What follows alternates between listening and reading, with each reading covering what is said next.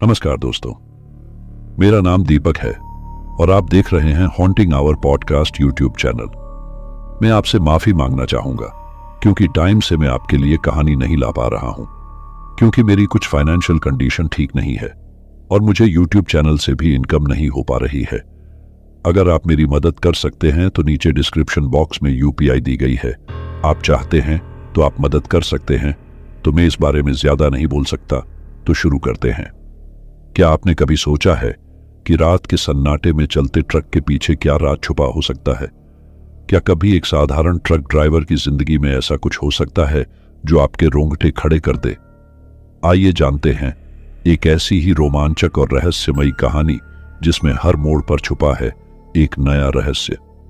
अगर आप इस कहानी का पूरा मजा लेना चाहते हैं तो अभी हमारे चैनल को सब्सक्राइब करें और बेल आइकन को दबाएं। चलिए अब चलते हैं इस रहस्यमयी यात्रा पर हमारे सब्सक्राइबर नवीन के साथ, जो एक ट्रक ड्राइवर है जो अपनी साथ घटी घटना को हमारे चैनल के माध्यम से आपके सामने ला रहे हैं। तो चलिए कहानी शुरू करते हैं नवीन की जुबानी। रात का समय था और चांदनी की हल्की रोशनी सड़कों पर बिखरी हुई थी। मैं नवीन, एक अनुभवी ट्रक ड्राइवर, अपने ट्रक में नागपुर से वर्धा रोड पर एक दूरस्थ गांव की ओर जा रहा था। रास्ता सुनसान था और सन्नाटा अपनी चरम सीमा पर था। मैंने रेडियो ऑन किया, लेकिन उसमें सिर्फ शोर सुनाई दे रहा था। इस सड़क पर मुझे कई बार यात्रा करने का मौका मिला था, लेकिन इस रात कुछ अलग था। मुझे वर्धा रोड पर चलना हमेशा अच्छा लगता था, खासकर रात के समय जब सड़कों पर कम भीड़ होती है और ट्रक को चलाने में सुकून मिलता है। लेकिन उस रात कुछ अजीब सा महसूस हो रहा था, जैसे कोई मुझे देख रहा हो। मैंने अपनी घड़ी देखी। रात के लगभग 2 बजे थे। चारों तरफ घना अंधेरा था और सिर्फ ट्रक की हेडलाइट्स की रोशनी थी जो सड़क को रोशन कर रही थी। तभी अचानक एक मोड़ पर मुझे सड़क के किनारे एक औरत खड़ी दिखाई दी। उसने सफेद साड़ी पहनी थी और उसकी आंखों में एक अजीब सी चमक थी। मैंने ट्रक रोका और उससे पूछा, आप यहां इस समय क्या कर रही हैं? आपको कहीं जाना है क्या?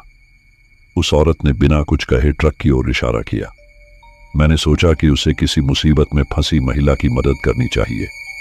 मैंने उसे ट्रक में बिठा लिया और सफर फिर से शुरू किया। थोड़ी देर बाद जब मैंने पीछे मुड़कर देखा तो औरत गायब हो चुकी थी। मेरे शरीर में ठंडक सी दौड़ गई। मैंने ट्रक रोका और चारों ओर देखा, लेकिन औरत का कोई निशान नहीं था। अचानक ट्रक के अंदर एक अजीब सी सरसराहट सुनाई देने लगी। मैंने डरते हुए ट्रक का दरवाजा खोला और नीचे उतरा। जैसे ही मैंने ट्रक के नीचे झांका, मुझे एक पुराना कागज का टुकड़ा मिला। उस पर लिखा था, जिसने भी मुझे इस रास्ते पर देखा है वह कभी सुरक्षित नहीं लौटता। मेरा दिल तेजी से धड़कने लगा। मैंने तुरंत ट्रक में वापस बैठकर इंजन स्टार्ट किया और पूरी रफ्तार से वहां से निकल गया। रास्ते भर मेरे दिमाग में तरह तरह के विचार घूम रहे थे। क्या मैंने सचमुच एक आत्मा को देखा था? क्या वह कागज का टुकड़ा सच कह रहा था? मेरे दिमाग में एक के बाद एक सवाल उठ रहे थे। जब मैं गांव पहुंचा तो मेरी हालत काफी खराब थी। मैंने गांव वालों को पूरी बात बताई। उनमें से एक बूढ़े आदमी ने मुझे बताया कि सालों पहले उसी मोड़ पर एक महिला की हत्या हो गई थी और तब से उसकी आत्मा वहीं भटकती है। उसने यह भी बताया कि कई लोग उस आत्मा को देख चुके हैं, लेकिन किसी ने भी इस बात पर यकीन नहीं किया। मेरे एक दोस्त रमेश ने कहा, तूने उस रास्ते पर अकेले जाने की हिम्मत कैसे की नवीन? मैंने सुना है कि वहां कई लोगों की मौतें हुई हैं। मेरे मन में डर और संशय का तूफान चल रहा था।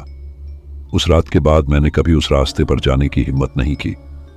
हर बार जब मैं वर्धा रोड से गुजरता मुझे वह रात याद आती और मेरी रूह कांप जाती। इस घटना ने मेरी जिंदगी बदल दी। अब मैं हमेशा सोचता हूं कि क्या वाकई मैंने एक आत्मा को देखा था या वह मेरी आंखों का धोखा था। पर एक बात तय है, उस रात के बाद से मैंने कभी उस रास्ते पर जाने की हिम्मत नहीं की। तो दोस्तों, ये कहानी थी नवीन की। अगर आपको ये कहानी पसंद आई हो तो हमारे चैनल को सब्सक्राइब करना ना भूलें और इस वीडियो को लाइक और शेयर करें। धन्यवाद।